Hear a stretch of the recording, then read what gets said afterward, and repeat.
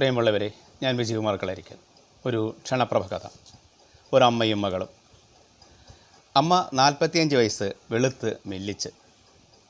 നീ എന്താടി പെണ്ണെ ഇങ്ങനെയെന്ന് ഏതെങ്കിലും വല്യമ്മച്ചി ചോദിച്ചാൽ, ദാ ഇതൊക്കെ മതി അമ്മച്ചി, ഇങ്ങനെ ഇരുന്നാലും ഞാൻ 5 വീട്ടിലെ പണി ചെയ്യുന്നില്ലേ എന്ന് തിരിച്ചു ചോദിക്കും അവർ.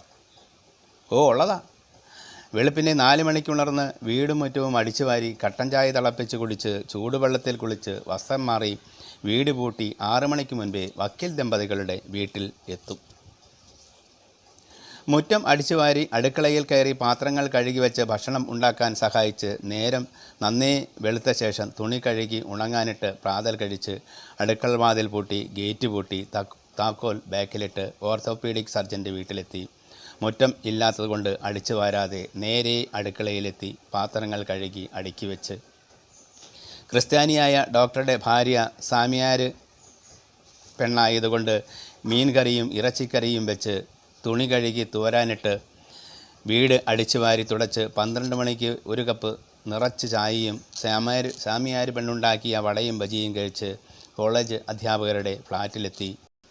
ബാഗിൽ കരുതിയിരുന്ന താക്കോലിട്ട് മുൻവാതിൽ തുറന്ന് അകത്ത് കയറി വാതിൽ പൂട്ടി പാത്രങ്ങൾ കഴുകി വാക്യൂം ക്ലീനർ ഉപയോഗിച്ച് പൊടിയൊക്കെ വലിച്ചെടുത്ത് തറ തുടച്ച് വൃത്തിയാക്കി, വാഷിംഗ് മെഷീനിൽ ചത്തുമലച്ച് കിടക്കുന്ന തുണികളെ ടെറസിൽ മുകളിലെ മേച്ചിലിന് കീഴിൽ പേരെഴുതി തിരിച്ചിരിക്കുന്നിടത്ത് അധ്യാപകൻ്റെ പേര് എഴുതി വച്ചിരിക്കുന്ന ഇടത്ത് ഉണങ്ങാനിട്ട്, ഫ്രിഡ്ജിൽ പാകം ചെയ്ത് വച്ചിരിക്കുന്നതിൽ ഇഷ്ടമുള്ളതെടുത്ത് ഉച്ചഭക്ഷണമായി കഴിച്ച് ഫ്ലാറ്റ് പൂട്ടി പുറത്തിറങ്ങി. വക്കീൽ ദമ്പതികളുടെ വീട്ടിൽ മടങ്ങിയെത്തി അടുക്കള വാതിൽ തുറന്ന് ഗ്യാസ് അടുപ്പിൽ തീ കത്തിച്ച് 4 മണി ഭക്ഷണം പാകം ചെയ്ത് നടുനിവർത്തി ഒരു ചായ കുടിക്കുമ്പോഴേക്കും കോളിംഗ് ബെല്ല് മുഴങ്ങുന്നത് കേൾക്കാം. വക്കീൽ വീട്ടിലെ മക്കളുടെ വരവാണ്. കോളിംഗ് ബെല്ല് കേട്ടാലും കതക് തുറക്കാൻ പോകേണ്ട കാര്യമില്ല. മുൻവാതിലിൻ്റെ താക്കോൽ അവരുടെ കയ്യിൽ തന്നെ ഉണ്ടാകും. അവർ കതക് തുറന്ന് വന്ന് അടുക്കളയെത്തി ചായ കുടിച്ച് ഉണ്ടാക്കിയത് എന്തായാലും ഇഷ്ടപ്പെട്ട് കഴിക്കുന്നത് കണ്ട് സന്തോഷിച്ച് ഉണങ്ങാനിട്ടിരുന്ന തുണികളൊക്കെ മടക്കി ഇസ്തിരി ടേബിളിൽ വയ്ക്കുമ്പോഴേക്കും വക്കീൽ വനിത വരും.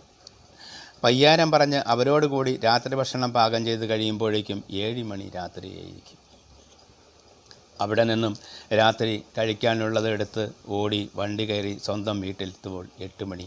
വയ്യ, ഇനി എവിടെയെങ്കിലും കിടന്നാൽ മതിയെന്ന് കരുതുമ്പോഴാണ് മകളുടെ ഫോൺ വരുന്നത്. അമ്മേ, ഇപ്പോൾ എത്തിയതേ ഉള്ളോ? ഓ, ഇന്ന് എന്നതാ കറി? ബീഫാണോ മീൻ കറിയാണോ? ഇന്നിത്തിരി മീൻ കറിയും ചോറും കൊണ്ടുവന്നു. എന്നാൽ അമ്മ കഴിച്ചു കിടന്നു. ഞാൻ ഇന്ന് വരുന്നില്ല, നാളെ ഒരു ഫ്രണ്ടിൻ്റെ കല്യാണമുണ്ട്. മകൾ ജോലി സ്ഥലത്ത് നിന്നാണ് വിളിക്കുന്നത്, അതുകൊണ്ട് വെള്ളിയാഴ്ചയാണെന്ന് അമ്മ കണക്ക് കൂട്ടി. അവൾ അങ്ങനെയാണ്. അച്ഛൻ മരിച്ചു കഴിഞ്ഞ് അമ്മ വീട്ടുജോലിക്ക് പോയി തുടങ്ങിയപ്പോൾ മുതൽ ഹോസ്റ്റലിലാണ് താമസം. +2-നും എൻട്രൻസ് കോച്ചിങ്ങിനും എൻജിനീയറിങ്ങിനും പഠിച്ചതും എല്ലാം അങ്ങനെ തന്നെയാണ്. ക്യാമ്പസ് സെലക്ഷൻ വഴി ഇൻഫോ പാർക്കിൽ ജോലിയായപ്പോഴും അങ്ങനെ തന്നെ. പഠിച്ചിരുന്നപ്പോൾ ഞായറാഴ്ച വൈകിട്ട് വീട്ടിലെത്തി തിങ്കളാഴ്ച രാവിലെ മടങ്ങി. ജോലിയായപ്പോൾ മറ്റ് ആവശ്യങ്ങളില്ലെങ്കിൽ വെള്ളിയാഴ്ച വീട്ടിലെത്തി ഞായറാഴ്ച വൈകിട്ട് മടങ്ങുന്നു. അങ്ങനെ ഒരു വെള്ളിയാഴ്ചയും മകളില്ലാത്ത ശനിയാഴ്ചയും ഞായറാഴ്ചയും കഴിഞ്ഞുള്ള തിങ്കളാഴ്ച വൈകിട്ട് വക്കീൽ വീട്ടിൽ 2 പോലീസുകാർ അമ്മയെ അന്വേഷിച്ചു വന്നു. അവർ 2 ഫോട്ടോകൾ കാണിച്ച് വക്കീലിനോട് പരിചയമുണ്ടോ എന്ന് തിരക്കി. പെൺകുട്ടിയെ പരിചയമുണ്ടെന്നും ഇവിടെ പണിക്ക് വരുന്ന സ്ത്രീയുടെ മകളാണെന്നും അവർ പറഞ്ഞു. പെൺകുട്ടി വിവാഹിതയാണോ എന്നാണ് അടുത്ത ചോദ്യം. അല്ലെന്നും ഫോട്ടോയിൽ കണ്ട പയ്യനെ അറിയില്ലെന്നും അവർ പറഞ്ഞു.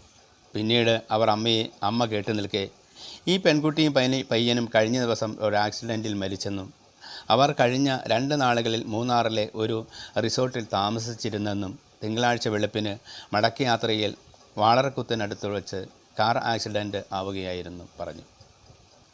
വനിതാ വക്കീൽ ചോദിച്ചു, it's living together? No, I think dating. അമ്മയ്ക്ക് അതെന്ത് മനസ്സിലായില്ല. എങ്കിലും ബോധം മറഞ്ഞ് വനിതാ വക്കീലിൻ്റെ കയ്യിൽ തൂങ്ങി മാർബിൾ തളർന്നങ്ങിരുന്നു. നന്ദി.